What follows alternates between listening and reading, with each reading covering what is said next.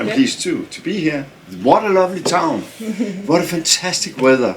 Thank you for everything. Yeah, of course we managed to get this You weather. arranged it, I know. Yeah.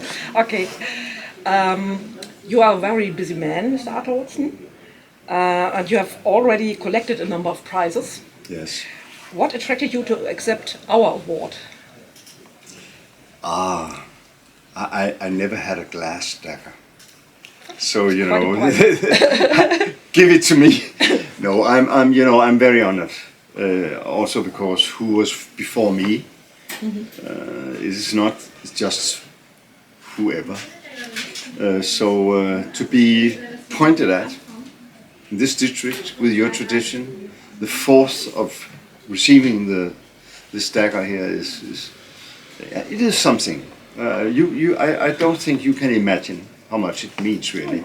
Yeah, and also because it's more than a year since I had no. But I waited for this dagger for 2 years. Yeah. And I was very nervous that you would give it to another person. So therefore, of course, I had to come here. But I don't regret that. It's really such a sweet town and such a nice prize. So thank you so much. Oh, we are really honored. Recently, the 9th volume of your series about Inspector Murk has been published. Yeah. Is he actually on your mind in everyday life? So, do you think what would he do in this situation? Absolutely not. You know, I arranged the whole series, the 10 novels, in 2005. Yeah. And in that period, I knew the characters so well, so I could put them in any situation and know how they would respond and react. So I don't have to, reconsider. You know already. I know what they will do in a specific moment. And now, in the 9th band, of course, they develop. And the interaction between the main characters are not the same as in the beginning. He's also a father now. He became a father in the last volume. And so Karl Mörk, he changed, and I had to follow up the changes. I have to gestalt, simply. So I'm only working when I'm sitting down at the computer.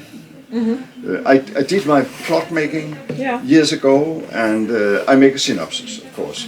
I have the synopsis, I know what to do, I know the last sentence. So it's just to fill in and gestalt all the different characters. Okay, and they, your protagonists, they don't surprise you during the process? It happens, yes, it happens.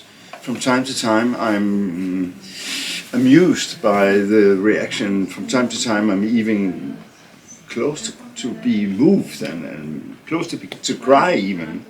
So, and I can giggle, when Assatis is suddenly coming up with some joke.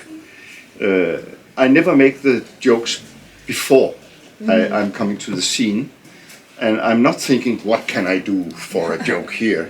It's just coming just naturally, and sometimes I'm amazed, did that really happen? In Danish, his mistaken in so many things in the language. Oh, really? And but here in Germany, you said, it's not polite to the characters coming from abroad. To my mind, it's not polite to change them. Yeah. So in Denmark, they are babbling along wrongly very often, and Assad especially. And that's very, very funny. Very funny for me too, and for the audience. And in the translations, we had to get rid of that, sort of, right? It's a pity, though. I know they try to make a little fun. I think in the German translation it's put very well. It's put. I don't know the Danish originals. It's put okay, to my mind. And there are even, there are countries where they don't understand at all the humor of mine. There's a big difference between the English translation and the American ones. The Americans, they understand. The English one... they have another sort of humor. Yeah, if they have any. They are not... All of them are not Monty Python. Yeah, so, that's true. But to make a character, to make a scene is of course a joy for me when I'm there. And sometimes, you know, I'm listening to music while I'm writing. Good music, Herbert von Karajan, you know, Keith Jarrett, the Kölner-Konzerten, Cool. you know, film scores. And if it's perfect music and I only seek that, I have to write good, because or else you can see the difference too clearly. So I have to start all over if I don't feel in symbiosis with the text and the music. So and that goes also for the way of presenting the characters. That's one thing. And other thing is not to describe it too detailed, because you must, as a reader. In my head. Yeah. That's the most important thing, you know, about writing, is to give away some fantasy and creativity to the reader. They are sort of the missing voice. I think that's the difference between good literature and less good literature. That you have some ambivalences and you are spinning in your own mind as a reader. Bad literature and good literature is very, very, you know, it's very, very difficult to apart them. Sometimes good literature is really bad, and the opposite. Of course. It's the German way of classifying literature too harsh. It's quite harshly classified. It is, but it is like that in every country, sort of. But to my mind, I mean, literature is what I do, and the other thing, that's sub literature.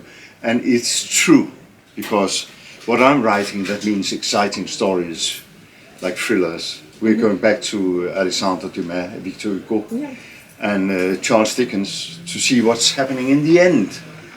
You know, trying to explain and to prevent something bad to happen in the end.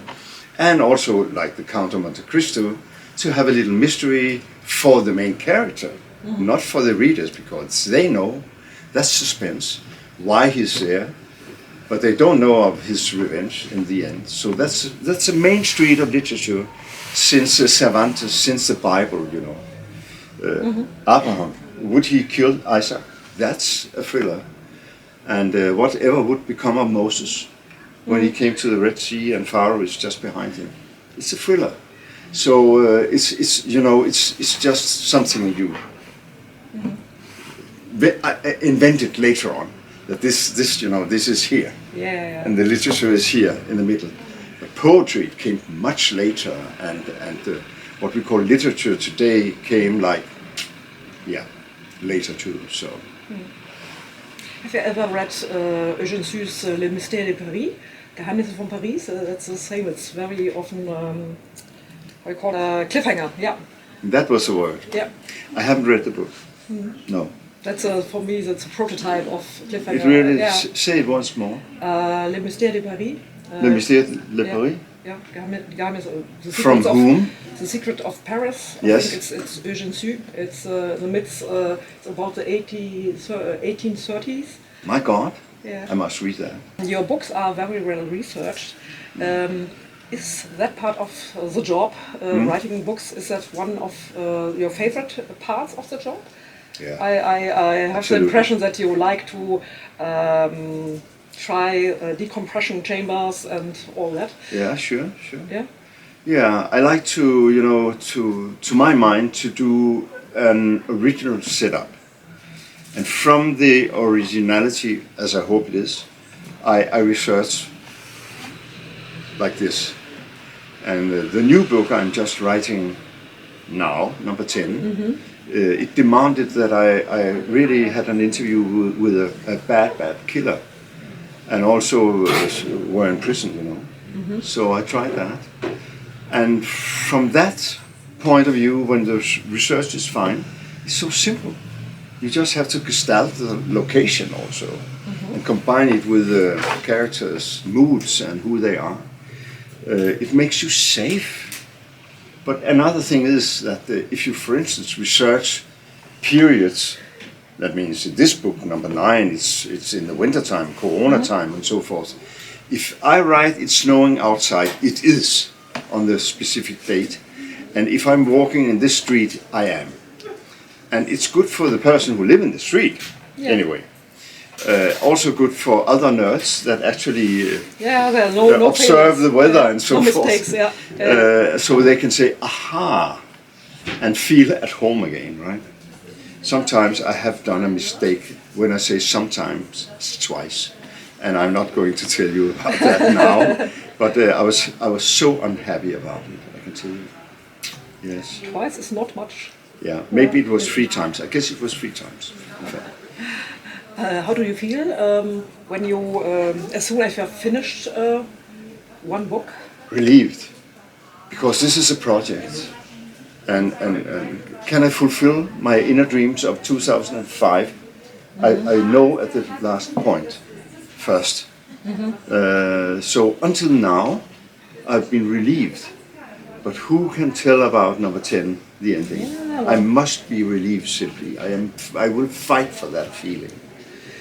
And it's to leave the whole Sonderditsanat coup in number 10 is sort of relieving. They will do what they do later on. Okay. And you will know. And do you, may you tell us when the 10th part of the series will be published? Are you allowed to? Or do Here in Germany? Yeah. Oh, you are so slow in translating and producing, really, compared to Denmark. I mean, I delivered one in the 4th of October, and the 2nd of December it was out in the whole country. Oh, wow. No, in PR Germany and everything. it's about 18 months, I think, yeah? No. I have to say they are better in my case.